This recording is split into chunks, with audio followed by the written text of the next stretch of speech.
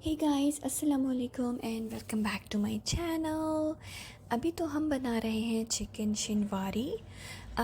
लेकिन आज हम बातें करेंगे मेरी उन दिनों की जब मैं पहली पहली बार कनाडा आई थी।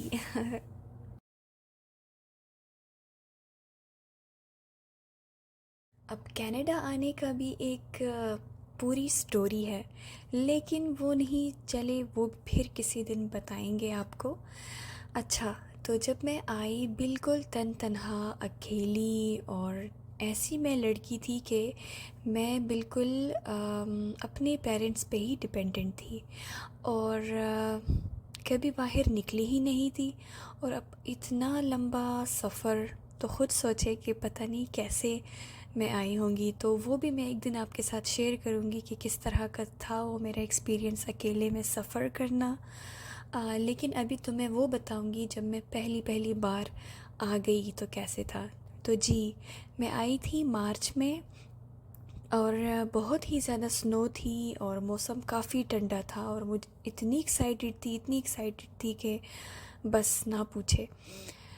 अच्छा, जब आई तो रात को 12 बजे मैं पहुंची थी, और मैं इतनी फ्रेश थी, मुझे नींद ही नहीं आ रही थी, इतनी एक्साइटेड थी मैं। तो मेरे हस्बैंड सो गए क्योंकि उनको सुबह ऑफ़िस जाना था, और मैं बस घर को देख रही थी और हर चीज़ को देख रही थी।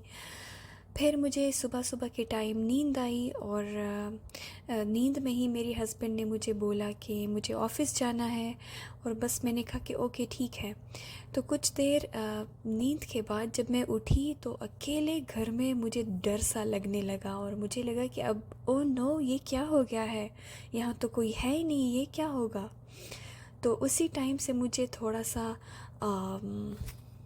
मैं एक फ़ैमिली ओरिएंटेड लड़की हूँ, और अपनी फ़ैमिली से बहुत ही ज़्यादा प्यार करती हूँ, इनके बग़ैर रह नहीं सकती।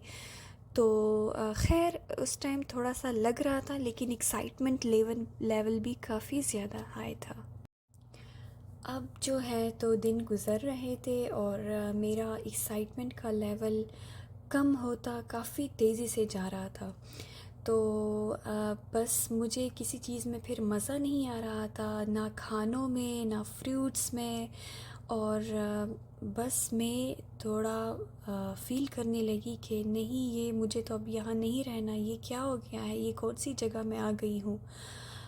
एक ख़याल जो हमेशा मेरे माइंड में आता था वो ये था कि क्या मैं पूरी ज़िंदगी के लिए आई हूँ यहाँ, और अगर पूरी ज़िंदगी के लिए आई हूँ तो क्या मैं अपने पेरेंट्स से नहीं मिल पाऊँगी, अब सालों साल में नहीं मिलूँगी, ये कैसे होगा। तो ये सारे ख़यालात मेरे जहन में आ रहे थे, और ये मुझे डिप्रेस कर रहे थे। सर्दियाँ बहुत ज़्यादा थी, हम लोग का घूमने फिरने भी ऐसे नहीं जा सकते थे, तो मुझे डिप्रेशन सा होने लगा था। लेकिन एक चीज़ अच्छी थी, जब हम पहली बार जहाँ रहते थे, जिस इलाके में रहते थे, तो वहाँ पर पठान कम्युनिटी काफ़ी ज़्यादा थी, और काफ़ी स्ट्रॉन्ग कम्युनिटी, अच्छी लोग थे। तो लोगों के घर आना जाना हो रहा था, तो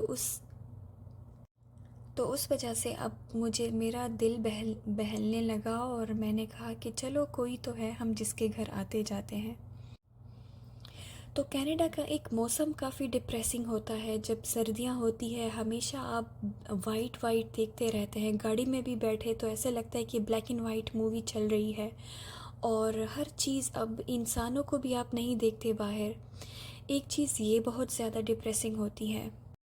दूसरा ये कि लाइफ बहुत बिज़ी होती है। अब आप आ जाएं और आपके पास कोई जॉब वगैरह ना हो तो आप बहुत ज़्यादा तंग होते हैं। तो बस मेरे पास भी ऐसे कुछ नहीं था, क्योंकि मैंने तो अभी स्टडी भी कंप्लीट नहीं की थी, और मेरी शादी ड्यूरिंग स्टडीज़ हो गई। तो मेरा तो स्टडीज़ का भी कुछ वो सीन नहीं था। लेकिन फिर मैंने किस तरह अपने आप को बहलाया वो भी मैं आपको अभी बताती हूँ। तो जी, मैं पढ़ रही थी साइकोलॉजी, और मेरी थर्ड सेमेस्टर जैसे, मेरी बल्कि सेकंड सेमेस्टर में शादी हुई, और थर्ड जैसे स्टार्ट हुआ तो बस मैं मैरिड थी, और बस मैं वो कंप्लीट ना कर पाई, और मैं यहाँ आ गई थी। तो हमने सोचा कि यूनिवर्सिटी में यहाँ पर एडमिशन लेते हैं। अच्छी बात तो ये हुई कि मुझे यूनिवर्सिटी में एडमिशन मिल गया, और मेरी स्टडी स्टार्ट हो गई। अब एजुकेशन, वो जो मेरी स्टडी थी तो वो मैं कंटिन्यू नहीं कर पाई यहाँ पर, उसकी भी एक वजह है, तो वो भी मैं आपके साथ शेयर करूँगी। लेकिन चलिए मेन टॉपिक पर चलते हैं कि क्या क्या प्रॉब्लम्स हुई मुझे और फिर मैंने किस तरह इन सब चीज़ों को मैनेज किया। तो जैसे कि मैंने बताया मौसम का, तो मौसम दिखने में तो बहुत अच्छा लगता है, लेकिन होता Hadi, डिप्रेसिंग let's है। open up. अच्छा, मैं अपनी बात को काट के आपको इस क्लिप के बारे में बता रही हूँ कि जो मैं पैकेज खोल रही हूँ, ये मेरी एक दोस्त जो कि काफ़ी बड़ी है एज में, मुझे उन्होंने अपनी बेटी का नाम दिया है, और वो हर चीज़ जो कनाडा का कुछ भी ओकेज़न हो तो वो मिस नहीं करती और मुझे और मेरे बच्चों को पैकेजेस भेजती है। तो ये है वैलेंटाइंस का पैकेज। इसमें एक कार्ड है और 2 चॉकलेट्स है हादी और विल्तान के लिए, और ये कार्ड भी हम सब के लिए। तो एक तो उनकी एक बड़ी ब्लेसिंग, और ये जो है तो बच्चों को कहती है कि ये मेरे ग्रैंडसन्स हैं और तुम मेरी बेटी हो, तो बस ये एक ब्लेसिंग है हमारी लाइफ में। इनका भी ज़िक्र होगा आगे वीडियोस में। इनका नाम डेल है और ये काफ़ी अच्छी है।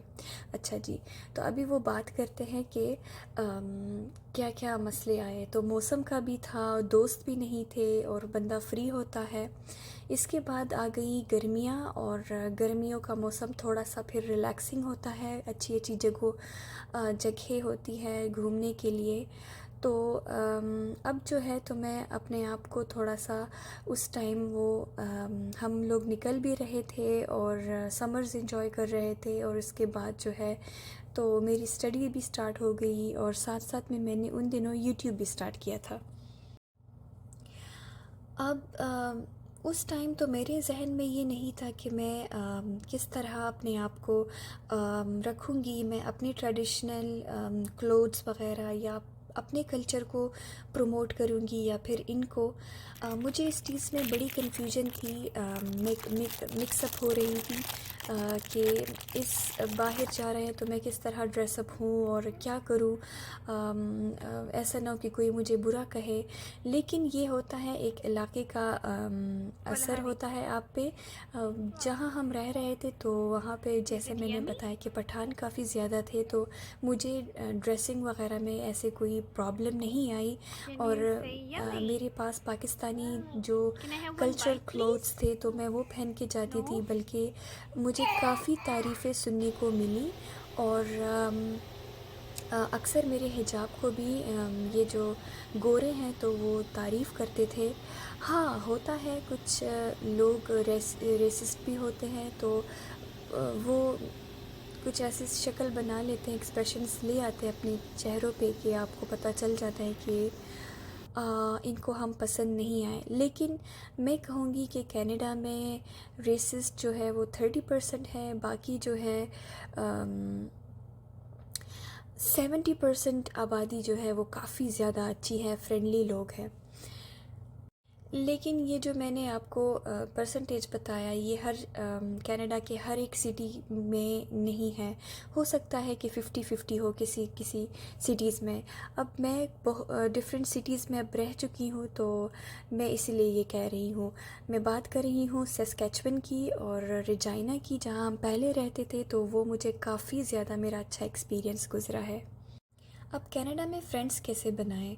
तो कनाडा में फ्रेंड्स बनाने का एक ये है कि आप मस्जिद जाए, वहाँ पर आपको काफ़ी सारे फ्रेंड्स मिलेंगे और एक कम्युनिटी होती है, तो आप इनको जॉइन करें। इनका जो भी प्रोग्राम होता है या फिर कुछ भी इवेंट्स होते हैं तो इनको अटेंड किया करें, तो आपको फ्रेंड्स वगैरह मिल जाएंगे वहाँ पे।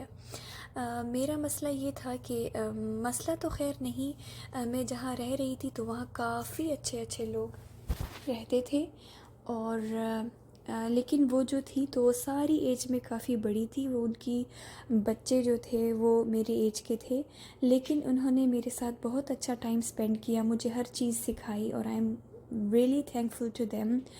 और बस मेरा तो फ्रेंड्स के मामले में एक्सपीरियंस काफ़ी अच्छा रहा है। अब जो है मेरे ऊपर बहुत बड़ी ज़िम्मेदारी आ गई है, मेरे बच्चे हो गए हैं, और अब मुझे लग रहा है कि मैं जैसी लाइफ़स्टाइल अपनाऊंगी तो ऑब्वियसली मेरे बच्चे भी वही लाइफस्टाइल अपनाएंगे और वो आगे जाकर उनको फॉलो करेंगे। तो मैं काफ़ी ज़्यादा चीज़ें अपने आप में ऐड कर रही हूँ और काफ़ी सारी चीज़ें अपने आप से हटा रही हूँ। तो एक चीज़ जो कि काफ़ी मुझे हेल्प आउट किया उन्होंने एक चीज़ ने, तो वो था मेरे फ़ादर की बातें। मेरे फ़ादर काफ़ी ज़्यादा सपोर्टिव थे, अल्लाह उनको जन्नतुल फिरदौस में आला मुकाम दे, आमीन सुम्मा आमीन। तो वो जो थे उन्होंने मुझे बताया कि तुम ऐसे मैग्नेट बन जाओ कि तुम इन गोरों से पॉजिटिव चीज़ें, अच्छी चीज़ें अडॉप्ट करो, और जो बुरी चीज़ें हैं ऑब्वियसली होती हैं, तो वो उन चीज़ों को रिपेल करो। तो बस ये चीज़ अभी तक मेरे माइंड में है कि हाँ, ये बात बड़ी सही है। तो गोरों में काफ़ी अच्छी चीज़ें हैं, काफ़ी फ्रेंडली होते हैं, और बस एक दो चीज़ें ही हैं इनमें कि वो ठीक नहीं है, बाकी जो है तो ये 90% सही है। तो बस मैं वही कर रही हूँ, और अपने दीन और अपने रिलीजन को साथ साथ लेकर चलना है। तो बस अब्बू की ये बातें, और मेरे अब्बू का रोज़ रोज़ मुझे फ़ोन करना और मुझे सिखाना, मुझे बताना, मुझे मोटिवेट करना। जब मैं कॉल नहीं करती थी तो मुझे अब्बू का मैसेज ज़रूर आया होता था कि कैसी हो, और मुझसे पूछते थे। इवन वो मुझसे कहते थे कि मुझे वीडियोस बना के दिखाया करो। और अभी मुझे समझ आती है कि वो इसीलिए कि वो दरअसल मुझे सिखाना चाहते थे, और अल्हम्दुलिल्लाह अभी मैं समझ गई हूँ, और मैं बहुत फ़ख्र करती हूँ कि वो मेरे अब्बू थे और मुझे इतनी अच्छी अच्छी बातें सिखाई। तो बस कनाडा में लाइफ थोड़ी सी चैलेंजिंग है बच्चों के साथ, लेकिन ये है कि आपको इसका रिवार्ड भी मिलता है। तो ये कुछ बातें थी, आगे वीडियोस में डिटेल्स में मैं बताया करूँगी, और बच्चों के हवाले से कि बच्चों की तरबियत हम लोग यहाँ पर कैसे करते हैं, और ये सब मैं बताऊंगी। यहाँ पर जो है एक नेमत हमें ये है कि हमें स्नो ऐसे मिल जाती है, इसके ऊपर हम जाम शीरी डाल के बच्चे खाते हैं, बड़ा ही मज़ा आता है। और यहाँ पर मैंने तो वॉल्यूम ख़त्म किया हुआ है, लेकिन इस क्लिप में हादी कह रहा है कि मैं रेड स्नो खा रहा हूँ, और इसको ये बहुत पसंद है, बल्कि हम सबको पसंद है। तो ये हमारी घर की फसल कह ले ये है।